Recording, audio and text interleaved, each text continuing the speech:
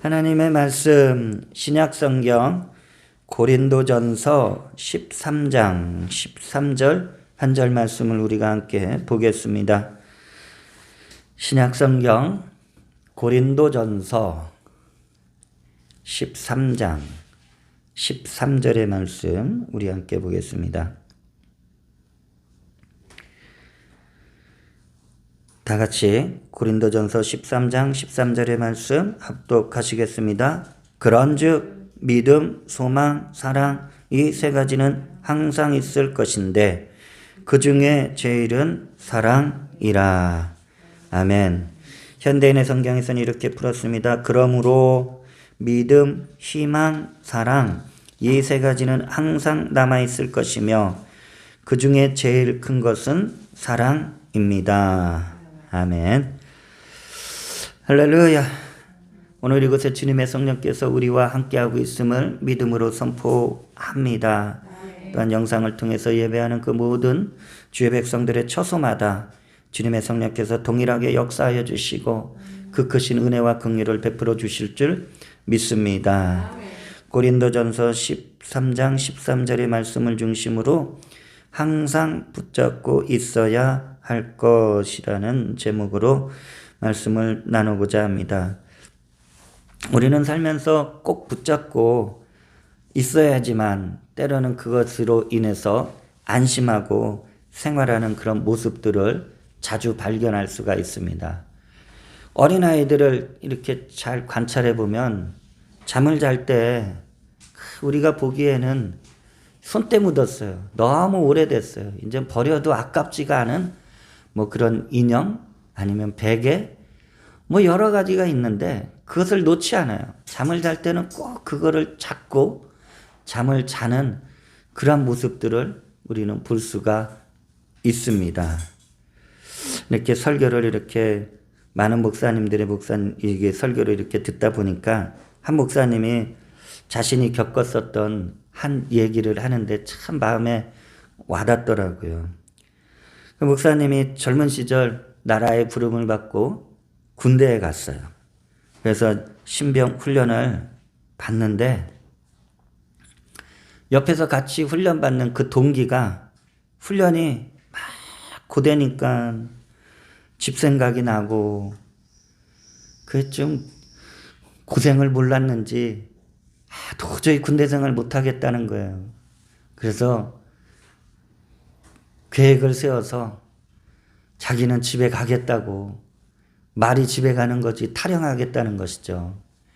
그래서 야외에서 신병훈련을 받다가 부대로 돌아올 때 다 안 보는 틈을 타서 자기는 집에 가겠다고 그런 계획을 제 목사님한테 얘기를 하더랍니다. 그래서 이제 다음 날 이제 이 동기가 탈영하려고 딱 준비를 세웠는데 그날 이제 훈련을 마치고서 이제 전 훈련병들한테 방송이 나오더랍니다. 방송이 나와서 자, 내일은 훈련을 마치면 이 훈련소에서는 이례적으로 그런 일이 없었는데 건빵을 주겠다고. 건빵을 주겠다는 이런 방송이 딱 나온 거예요. 그랬더니 그 목사님의 그 동기 훈련병이 그날 밤 내일 내가 탈영하기로 했는데 근데 건빵이 나온다고 하니까 그 건빵은 먹고 싶고 그 밤새 잠을 설치다가 그 다음날 훈련을 받고 돌아오면서 탈영하지 않고 부대에 들어와서 그 건빵이 나오는 것을 딱 붙잡고 감사합니다 뭐 하면서 건빵을 정말 맛있게 먹었다고 하는 거예요. 그런데 그 훈련소가 그때로부터 며칠 간격으로 이제 훈련병들한테 이 건빵을 지급한다 그러니까 이 목사님의 그 동기 훈련병은 그때부터 그 고된 훈련도 잘 이겨내고 건빵 나올 날을 기다리며 건빵이 나오면 그 건빵 봉지를 붙잡고 군 생활을 끝까지 잘 마치게 되었다라는 그러한 사연을 듣게 되었습니다. 그래서 그 목사님의 그 동기가 마지막 군대 생활을 잘 마치고 전역할 때 건빵 봉지 앞에서 절을 하더랍니다. 인사하더랍니다. 건빵아 고마워. 너 때문에 내가 탈영하지 않고 내가 이 어려운 군대 생활을 잘 이겨냈었던 것 같아 하고서 그 고마움을 표했다라는 그러한 사연을 듣게 됩니다. 우리는 무엇을 붙잡아야 될까요? 우리는 세상에서는 많은 것들을 붙잡으려고 하지만 우리는 하나님의 말씀을 통해서 우리 눈에 보이지는 않지만 우리 귀에 들리지는 않지만 우리는 살아계신 하나님을 딱 붙잡고 믿음으로 나아가야 될 줄로 믿습니다. 왜 우리가 살아계신 하나님을 붙잡아야 될까요? 하나님이 우리를 붙잡아 주신다라는 거예요. 자, 시편 37편 23절에서 24절을 보게 되면 야훼께서 사람의 걸음을 정하시고 그의 길을 기뻐하시나니 그는 넘어지나 아주 엎드려지지 아니함은 야훼께서 그의 손으로 붙드심이로다라고 말씀하고 있어요. 우리가 주님을 붙잡듯이 주님은 우리의 걸음걸음, 우리의 삶을 하나하나 세밀히 살펴보시고 기뻐하시고 때로는 우리가 넘어질 때, 때로는 우리가 연약할 때 그때 주님은 우리에게 손 내밀어 주님의 능력의 손으로 우리를 붙드시고 다시 일으켜 주시는 줄 믿습니다. 오늘 바울은 성도들에게 우리의 이 믿음의 삶, 이 신앙생활에서 항상 있어야 되는데 저는 항상 있는 거에 그 중간에 항상 붙잡고 있어야 할 세 가지를 함께 말씀을 나누고자 합니다. 첫 번째가 믿음을 붙잡고 있어야 합니다. 고린도전서 13장 13절을 보게 되면은요, 아주 굉장히 단순하게 간략하게 근데 핵심적인 부분을 바울이 이제 13장을 마무리하면서 기록합니다. 그런즉 바울이 말하고자 하는 것은 믿음. 자, 이 믿음이라는 것이 얼마나 중요할까? 어떤 사람들은 우리가 사람들의 삶의 모습을 잘 보면 물질을 의지하며 물질을 믿고 있어요. 내가 가진 물질, 또 어떤 사람들은 자기가 배운 지식, 자기가 평생 공부해서 배운 그 지식, 그것을 또 믿고 있다라는 것입니다. 그런데 또 어떤 사람들을 보면은 과거를 붙잡고 사는 사람들이 있다라는 거예요. 과거에는 나 이런 사람이었어. 과거에는 내가 이런 일을 했어.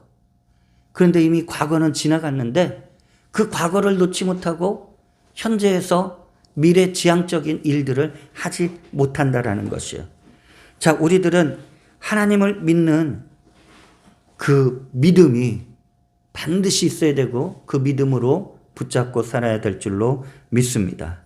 왜 그럴까? 살아계신 하나님은 죽은 자를 살리시는 하나님이셔요. 무에서 유를 창조하시는 하나님이셔요.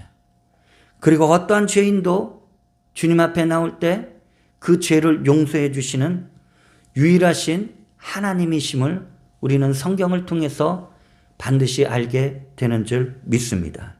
그 예수님이 그 제자들에게 그 믿음에 대한 것을 굉장히 많이 강조하셨어요. 누가복음 18장 2절에서 3절을 잘 보게 되면은 이르시되 어떤 도시에 하나님을 두려워하지 않고 사람을 무시하는 한 재판장이 있는데 그 도시에 한 과부가 있어 자주 그에게 가서 내 원수에 대한 나의 원한을 풀어주소서 하되라고 말씀하고 있어요. 주님이 비유로 제자들에게 말씀하시는 거예요.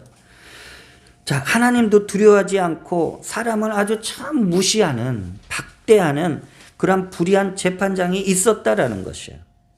그런데 그 재판장에게 힘도 없고 의지할 곳이 없는 이 한 과부가 그 괴로운 일을 해결받기 위해서 이 재판장을 매일 찾아가 간절히 자신의 청을 올렸다라는 것이에요.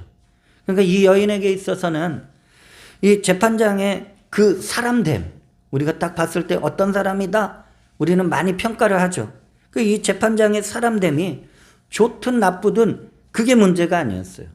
이 여인은 그가 자신의 문제를 반드시 도와줄 것이라는 그 믿음이 있었기 때문에 이 불의한 재판장은 결국 과부의 관충을 들어주었다라는 것입니다. 그런데 예수님이 이 비유를 말씀하시면서 마지막 말씀에 아주 우리에게 의미심장한 말씀을 주셔요. 정말 우리가 어떻게 살아가야 될까? 이 험한 세상을 살아가는데 어떤 모습으로 살아가야 될까? 그 말씀을 딱 하셨다라는 것이에요. 누가복음 18장 7절에서 8절을 보게 되면은 하물며 하나님께서 그 밤낮 부르짖는 택하신 자들의 원한을 풀어주지 아니하시겠느냐? 그들에게 오래 참으시겠느냐? 내가 너희에게 이르노니 속히 그 원한을 풀어주시리라. 그러나 인자가 올 때에 세상에서 믿음을 보겠느냐 하시니라 라고 말씀이 기록되어 있어요. 우리가 주님 앞에 간구하는 그 모든 기도도 믿음으로 드리는 거예요. 근데 주님이 이 땅에 이제 다시 오실 때 주님을 믿는다고 하는 모든 주의 백성들을 보실 때 무엇을 보실까요? 그 믿음이 정말 살아있는 믿음으로 끝까지 지금 가지고 있느냐 없느냐 그 믿음을 보시겠다라는 것이에요. 우리가 주님을 위해서 했었던 수많은 일들 그 주님이 다 이미 알고 기록해 놓으셨어요. 그런데 우리에게 가장 중요한 것은 무엇이에요? 주님을 믿는 그 믿음, 한결같은 믿음이 있는지를 보시겠다라는 것이에요. 자, 마가복음 5장을 우리가 익히 잘 아는 내용이죠. 12년 동안 혈루병이 걸려 비늘로 죽어가던 이 여인이에요. 그런데 이 병자들을 고치시는 예수님의 소문을 들었다라는 거예요. 예수님이 자기 마을에 오셨다라는 것이에요. 여러분, 이 여인은 피를 하혈하기 때문에 부정한 병으로 완전히 간주되었어요. 그래서 부정한 병이 들렸기 때문에 예수님 앞에 떳떳이 나아가서 치료받을 수 없었다라는 것이에요. 하지만 이 여인은 마음속에 나는 반드시 치료받고 행복해지기를 아주 절실히 원했다라는 것이에요. 여러분, 내 안에 어떤 믿음이 있어야 돼요? 여러분, 내가 가지고 있는 이 믿음, 주님께 내가 은혜를 받고 주님이 주시는 그 놀라운 그 능력으로 나의 삶이 아름답고 행복해지길 간절히 원하는 귀한 믿음으로 세워지시길 주의 이름으로 축원을 드립니다. 마가복음 5장 27절에서 29절을 보면 이 여인의 믿음이 어떤가를 보여주고 있어요. 예수의 소문을 듣고 무리 가운데 끼어 뒤로 와서 그의 옷에 손을 대니 이는 내가 그의 옷에만 손을 대어도 구원을 받으리라 생각함일러라. 이에 그의 혈루 근원이 곧 마름에 병이 나은 줄을 몸에 깨달으니라 라고 말씀하고 있어요. 여러분, 이 여인은 분명히 예수님의 옷자락을 만졌어요. 예수님의 손을 잡은 것도 아니에요. 옷을 만졌어요. 그러면 이때 당시에 예수님이 어디를 가시든 수많은 사람들이 예수님의 옷도 만졌어요. 예수님의 몸도 만졌어요. 그런데 그들은 왜 고침을 받지 못하고 그들은 왜 응답을 받지 못했을까? 여러분, 이 여인은 고침받았어요.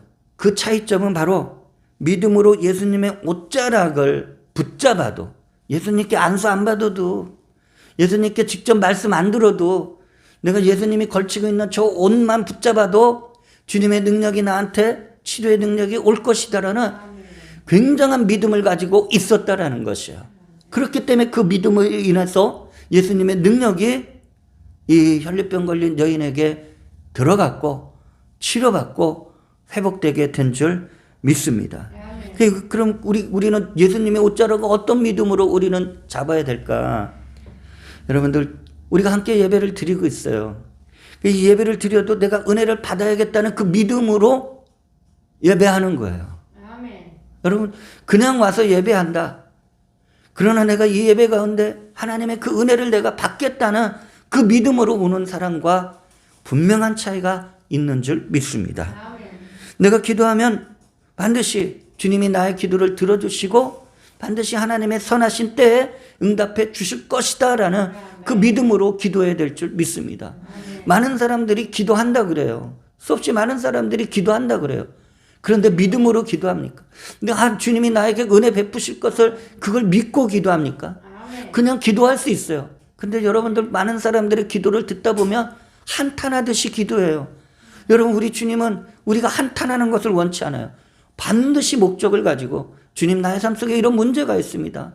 때로는 나의 삶 속에 이런 연약함이 있습니다. 주님 나의 삶 속에 내가 해결하지 못할 나의 연약한 부분 이런 부분을 주님께 분명하게 아뢰고 기도할 때 주님은 그 선한 능력으로 은혜를 베풀어 주실 줄 믿습니다. 하나님의 말씀을 똑같이 읽어요. 근데 어떤 분들은 믿음으로 이 하나님의 말씀을 받고자 해요. 하나님의 말씀이 나의 삶의 능력이 될 줄 믿습니다. 이런 분들에게 놀라운 역사가 나타나게 될 줄 믿습니다. 우리의 믿음은 그래서 내가 스스로 내 안에서 생기는 것 같지만 그렇지 않다라는 것이에요. 여러분 이 믿음 또한 하나님께서 주셔야 돼요. 하나님께서 성령을 통해서 우리 가운데 역사해 주시고 성령께서 나에게 믿음 주실 것을 반드시 우리가 알아야 될 줄 믿습니다. 그 우리가 어떻게 기도해요? 성령님 나의 믿음이 연약합니다. 나에게 믿음을 불어넣어 주시고 이 믿음이 주님이 기뻐 받으시는 그 믿음의 삶이 되게 하여 주시옵소서. 놀라운 역사가 나타날 줄 믿습니다. 두 번째, 소망을 붙잡고 있어야 합니다. 자, 고린도전서 13장 13절 그런즉 믿음, 소망 이제 두 번째로 진행하고 있습니다. 여러분들 이렇게 많은 신문이나 이렇게 인터넷 기사를 많이 보게 되면 우리나라를 굉장히 심각하게 보는 그런 경제적인 진단을 하는 분들이 많습니다. 많은 사람들이 요즘 어디에 소망을 두고 있어요?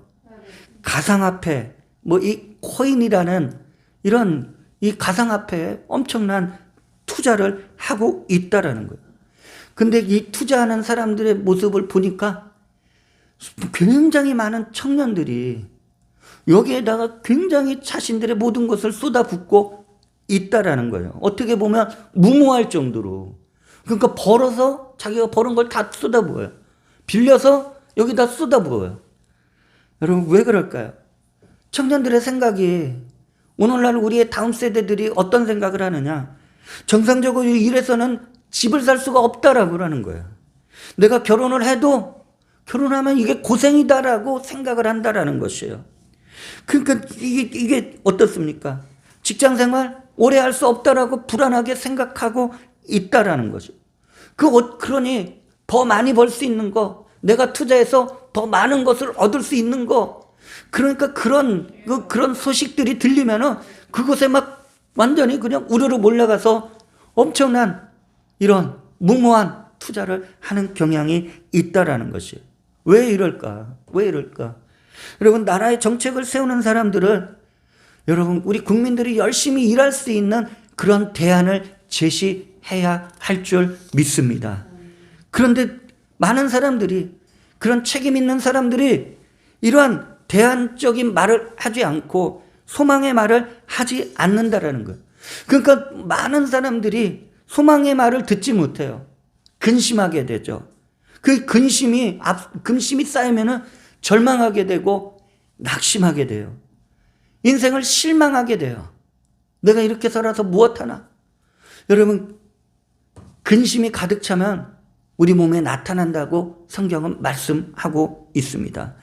잠언서 15장 13절을 우리가 보게 되면은 마음의 즐거움은 얼굴을 빛나게 하여도 마음의 근심은 심령을 상하게 하느니라라고 말씀하고 있어요. 여러분 그러면 이 세상에서 우리가 소망을 찾아볼 수 없다면 우리는 어디에 집중해야 되겠습니까? 우리는 하나님을 바라보아야 될 줄로 믿습니다. 우리가 말씀을 열면 온통 이 말씀 속에는 우리에게 그 소망의 하나님을 발견하게 되는 줄 믿습니다. 여러분 저와 여러분이 왜 교회에 옵니까? 여러분 우리가 교회에 와서 주님을 예배합니다. 그리고 하나님의 말씀을 시간을 정해놓고 말씀을 나눕니다. 그 말씀을 들을 때 우리가 세상에선 절망을 느꼈지만 우리가 하나님의 생명의 말씀을 들었을 때 이 절망은 떠나가고 소망이 더욱더 우리 안에 자리 잡게 되는 줄 믿습니다. 그러니까 교회 올 때 소망이 넘치는 거예요. 오늘도 주의 말씀을 통해서 내 안에 소망이 넘치고 우리 소망의 주님을 바라보게 되는 줄 믿습니다. 하루는 예수님이 아주 심각하게 제자들에게 말했어요. 이제 내가 어딘가 갈 거야. 근데 너희들은 나 있는 곳에 오지 못할 거야. 그러니까 제자들이 근심하는 거야. 이게 무슨 일이래. 이제 예루살렘에서 이제 우리 주님이 왕이 되시면 각자 아주 높은 위치, 권력을 차지할 줄 알았는데 주님이 떠나신다는 거예요. 그러니까 제자들이 기대했던 그 모든 것이 무너지며 얼굴에 근심이 가득했다라는 것이에요. 그 근심하는 제자들을 보고 주님께서 뭐라고 말씀하셨습니까? 요한복음 14장 잠깐만요.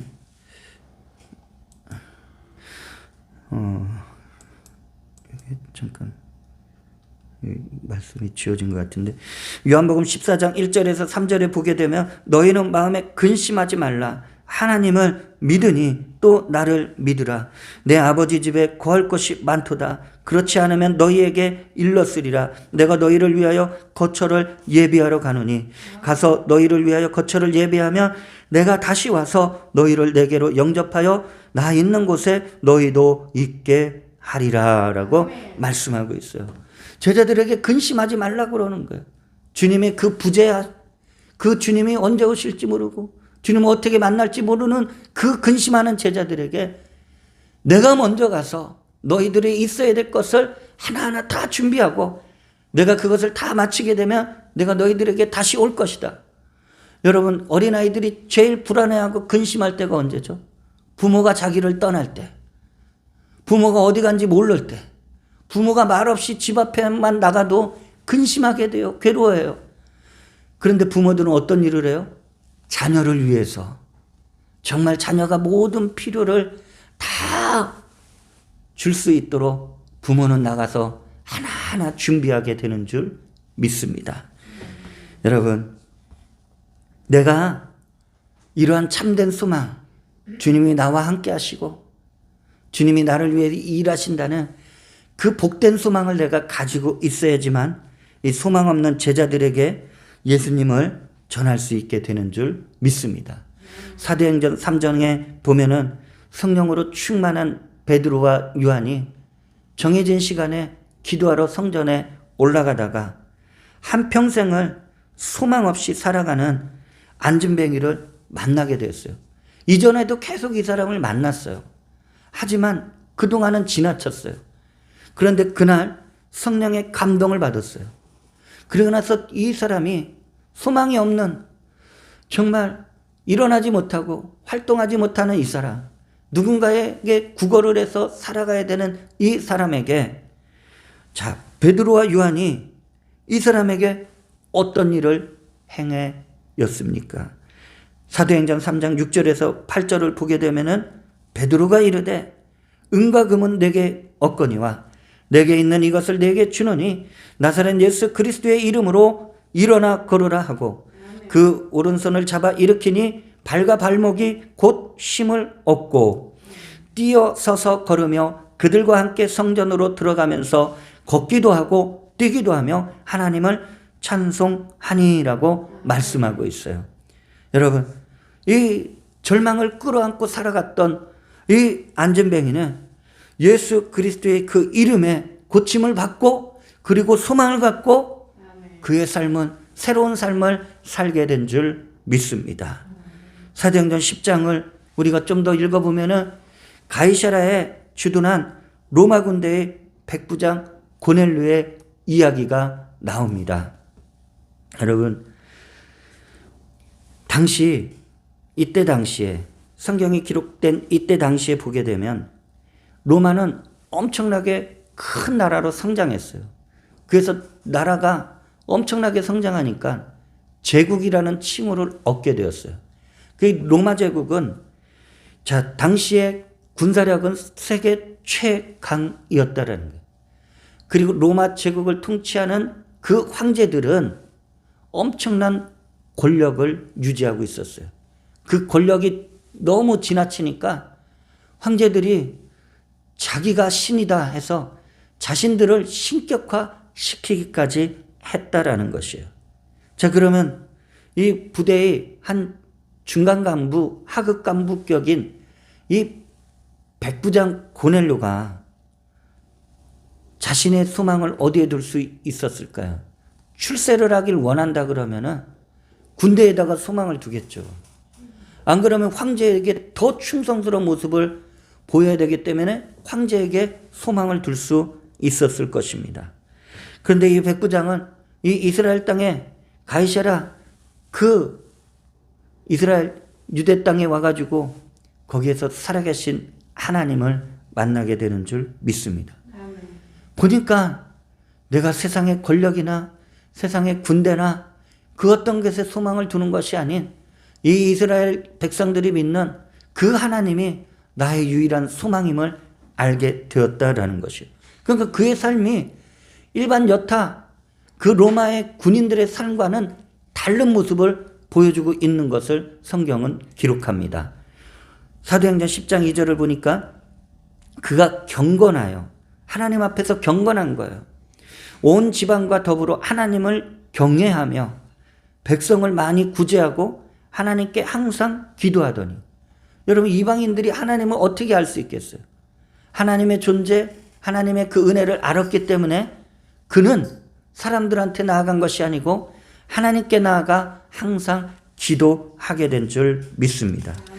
그리고 나서 성령의 지시로 그 가이사랴에서 남쪽으로 밑에 있었던 요빠라는 도시에 잠시 머물고 있던 베드로를 청해서 베드로의 설교를 듣게 됩니다. 그때 베드로가 죄인들을 위해 예수님의 그 죽으심과 그 부활하심에 대한 그 복음을 딱 전할 때 그때 그곳에 그 모였던 자리에 성령이 위로부터 말씀을 듣는 사람들에게 임했다라고 성경은 말씀하고 있어요. 그래서 사도행전 10장 44절에서 46절을 보면 베드로가 이 말을 할 때에 성령이 말씀 듣는 모든 사람에게 내려오시니 베드로와 함께 온 할례 받은 신자들이 이방인들에게도 성령 부어 주심으로 말미암아 놀라니 이는 방언을 말하며 하나님 높임을 들음이더라. 이방인들은 하나님의 존재를 몰라요. 그들이 각자 믿는 신들이 있었기 때문에 하나님을 높일 수가 없었다라는 것이에요. 그런데 베드로가 하나님의 말씀, 이 복음을 전할 때 그 이방인들에게도 성령이 임하니까 그들이 누구를 찬양해요? 누구를 경외해요? 살아계신 하나님을 찬송하고 그분을 높이게 된 줄 믿습니다.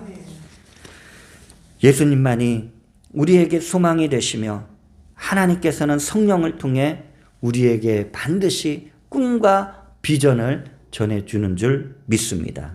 마지막으로 사랑을 붙잡고 있어야 합니다. 고린도전서 13장 13절을 보면은 자, 이제 바울이 이제 결론적인 부분으로 이제 딱 이것을 포인트를 정해줘요. 그런즉 믿음도 있어야 됩니다. 소망도 있어야 됩니다.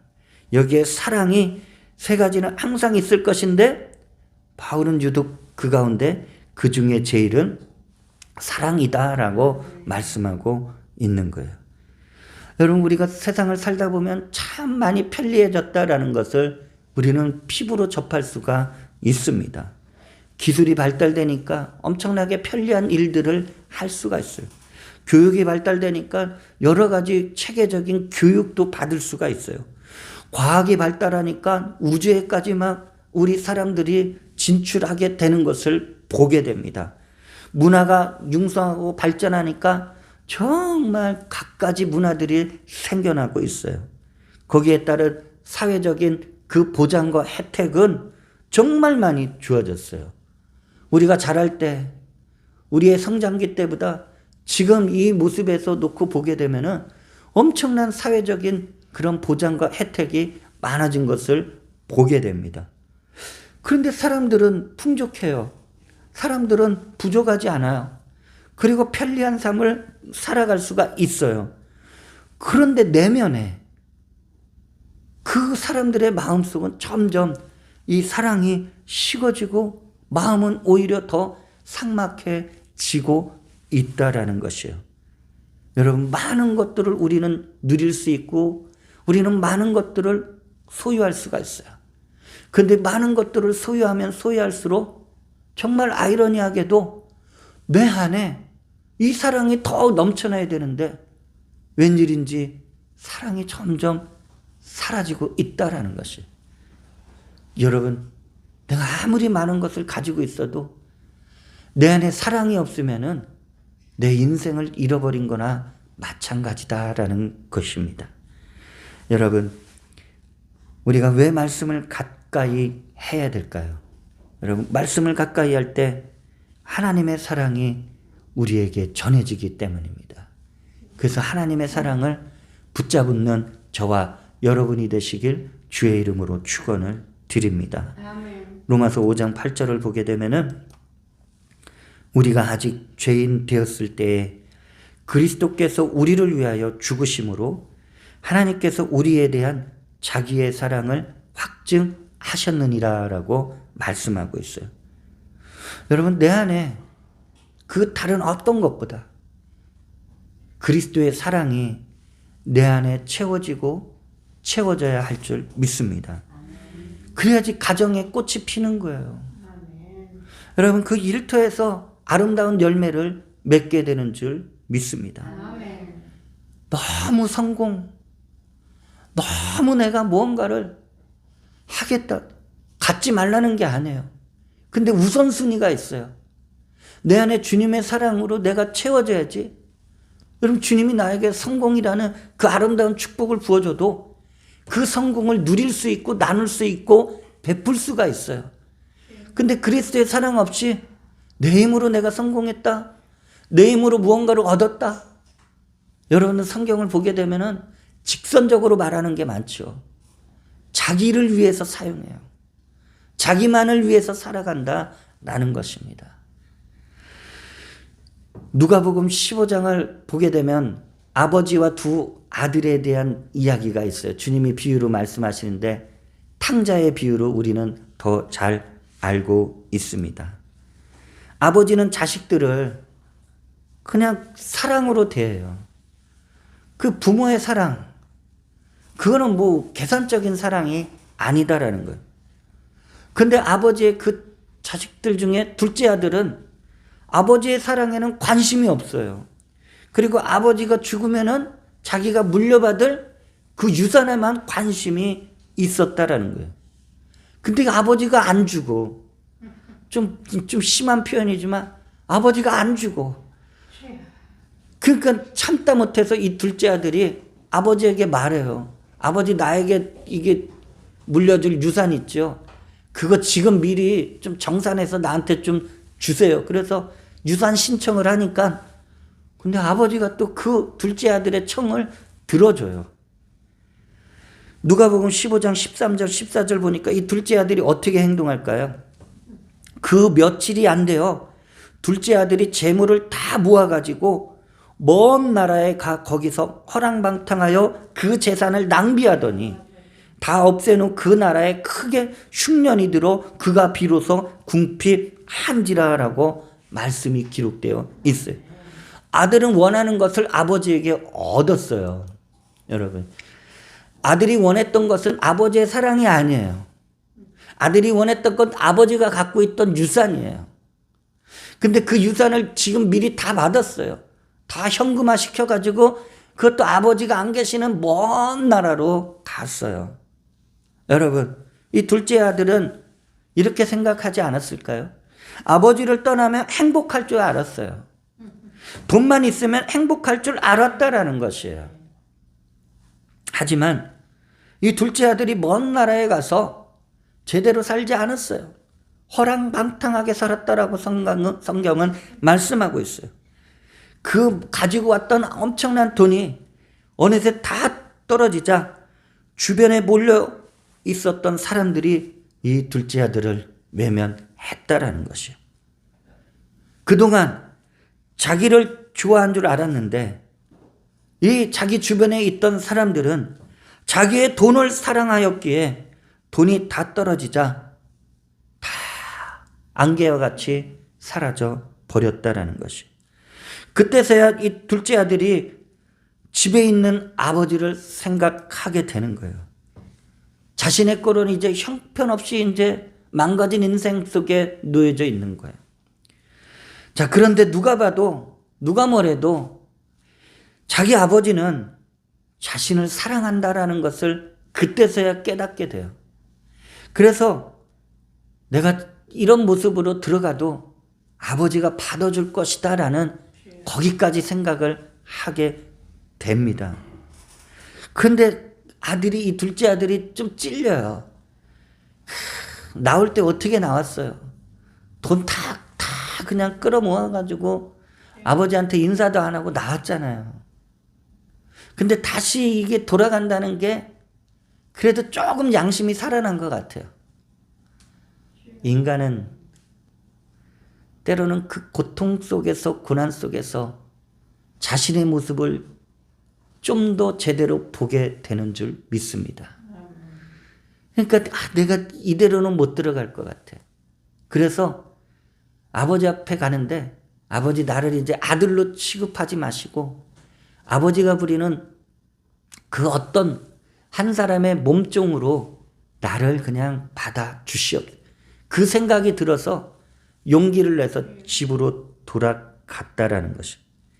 누가복음 15장 20절을 보니까 이에 일어나서 아버지께로 돌아가니라. 굉장히 큰 용기죠. 사람들이요, 실패하고 자기 뜻대로 안 될 때 이렇게 행동하지 않아요. 오히려 극단적으로 생각하고 정말 안타까운 모습들을 보이는 것을 보게 돼요. 근데 이 둘째 아들은 근데 아버지한테 갔다라는 것이에요. 아직도 거리가 먼데 아버지가 그를 보고 측은히 여겨 달려가 목을 안고 입을 맞추니라고 말씀이 기록되어 있는 거예요. 이 집 나간 둘째 아들을 기다리던 아버지가 멀리서 아들이 오는 것을 보자 불쌍히 여기는 거예요. 여러분, 부모 마음이 어때요? 그 자녀들을 대할 때 자녀들이 성공하고 자녀들이 무언가 좋은 일을 하고 그러면 자랑스럽죠. 그런데 때론 자녀들이 위축돼. 때로는 참 어려워. 부모가 그 자녀들을 외면할 수 있을까요? 오히려 부모는 그 자녀들을 대할 때 불쌍히 여기는 거예요. 긍휼히 여기는 거예요. 그리고 쫓아내지 않는 거예요. 여러분, 왜 우리가 가족이에요? 왜 가정에서 가족들이 함께 살고 있어요? 여러분, 가정은 서로의 연약하고 부족한 모습을 받아주는 거예요. 실수할 수 있어요. 참 자기 뜻대로, 자기 마음대로 행동할 수 있어요. 근데 그 가족들이, 그 한 사람의 가족이 바로 설 수 있도록 그래도 서로 품어주고 용기 주고 다시 시작할 수 있는 것이 가족인 줄 믿습니다. 참 내 마음을 아프게 하는 가족들이 있죠. 참 내 뜻대로 안 해요. 내 마음대로 안 해요. 왜 내 생각하고는 그렇게 반대로 행동하는지 너무 안타까운 거예요. 그런다고 그 가족을 멀리할 수 있을까요? 오늘 여기 우리가 이 누가복음 15장을 보면은 아버지는 그 아들을 불쌍히 여겼다라고 그랬어요. 여러분, 때로는 나를 아프게 하는 사람들, 때로는 나를 힘들게 하는 사람들, 여러분, 우리가 믿음을 가지고 이 믿음이 성장할수록 여러분, 그러한 분들을 불쌍히 여기고 긍휼히 여길 수 있는 마음이 우리에게 샘솟게 되는 줄 믿습니다. 그래서 가정은 서로가 지키는 거예요. 내가 지키는 거예요. 내가 믿음을 가지고 지키는 거예요. 둘째 아들을 아버지가 멀리서 보고 가가지고 이 둘째 아들을 끌어안는 거예요. 야, 고생했다.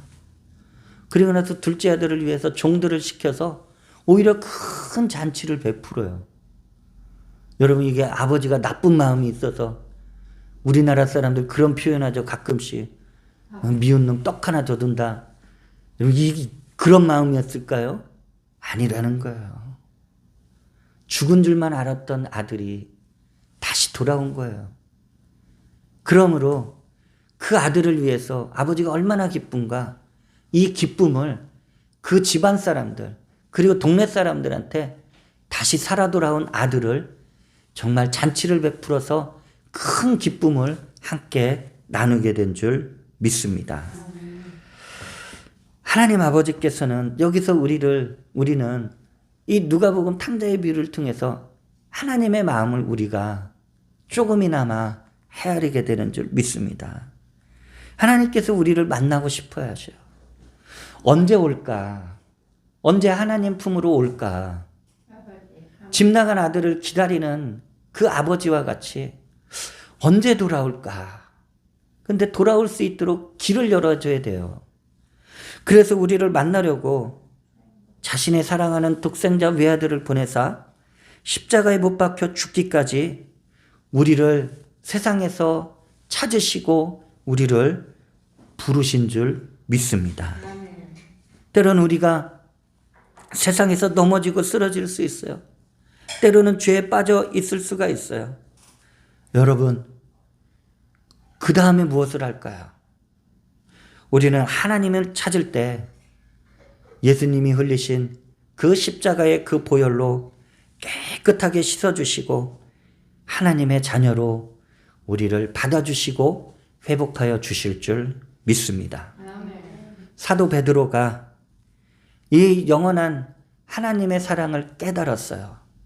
그러니까 이 환난과 핍박과 그 어려움에 놓여있는 흩어진 많은 그리스도인들에게 위로해주고 싶은 거예요. 근데 그 위로의 말씀이 무엇이었을까? 베드로전서 4장 7절에서 8절을 보면은 만물의 마지막이 가까이 왔으니 그러므로 너희는 정신을 차리고 근신하여 기도하라. 무엇보다도 뜨겁게 서로 사랑할지니 사랑은 허다한 죄를 덮느니라. 이 사랑은 그리스도의 사랑이에요. 영원히 변치 않는 하나님의 사랑으로 우리 주의 백성들은 서로 아껴주고 서로의 실수와 허물을 덮어주고 하나님의 영광을 위해서 다시금 달려가는 저와 여러분이 될 줄 믿습니다. 그렇기 위해서는 우리가 사랑이 식어지지 않기 위해서는 우리는 어떻게 해야 될까요? 우리가 예수님을 뜨겁게 사랑할 수 있어야 할 줄 믿습니다. 주님의 사랑은 꺼지지 않아요. 우리의 사랑은 꺼질 수 있어요. 우리도 이 주님을 향한 사랑이 꺼지지 않도록 바로 내 안에 그리스도의 사랑이 불타오르고 가족을 사랑하고 성도를 사랑하는 은혜가 있기를 바랍니다. 말씀을 맺길 원합니다.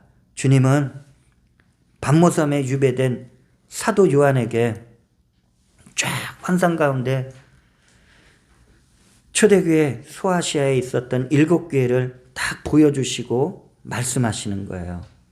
그런데 주님이 가장 첫 번째 말씀하신 교회가 에베소 교회였어요. 근데 이 에베소 교회를 주님이 말씀하시면서 칭찬도 하셨지만 사도 요한한테 말씀하시기를 이 교회에 편지를 해라. 그러므로 에베소 교회야, 너희들이 가장 중요한 것을 잃어버렸다라고 말씀하고 있어요. 요한계시록 2장 4절에서 5절을 보면은 그러나 너를 책망할 것이 있나니 너의 처음 사랑을 버렸느니라. 이것은 첫사랑, 주님을 향한 첫사랑을 버리게 된 거예요. 그러므로 어디서 떨어졌는지를 생각하고 회개하여 처음 행위를 가지라. 만일 그리하지 아니하고 회개하지 아니하면 내가 네게 가서 네 촛대를 그 자리에서 옮기리라라고 말씀하고 있어요. 여러분, 주님이 우리를 대하시는 모습은 믿음, 소망, 사랑으로 대하시는 거예요. 그럼 우리 또한 믿음, 소망, 사랑으로 주님을 만나야 될 줄 믿습니다. 근데 바울이 뭐라 그랬어요? 그 중에 제일은 사랑이다라고 말씀하고 있어요. 여러분, 우리가 교회를 다녀도 지금 우리가 함께 예배를 드려도, 우리가 개인적으로 말씀을 읽어도, 우리가 주님을 찬송을 불러도 가장 중요한 것은 예수님을 사랑하는 마음이 있어야 이 모든 일들을 주님이 받으시는 줄 믿습니다. 고린도전서 13장을 1절부터 읽어보면 사랑이 없으면 우리의 삶의 모습은 마치 울리는 꽹과리와 같다라고 말씀하고 있어요. 꽹과리 소리가 듣기 좋은가요? 아주 귀가 따가워요. 여러분, 우리가 무언가 주님을 믿는다 하면서도 내 안에 주님의 사랑이 있어야지 사랑하는 가족을 사랑하고 이웃을 사랑하고 우리 주님의 그 사랑으로 넉넉히 승리하는 저와 여러분들이 될 줄 믿습니다.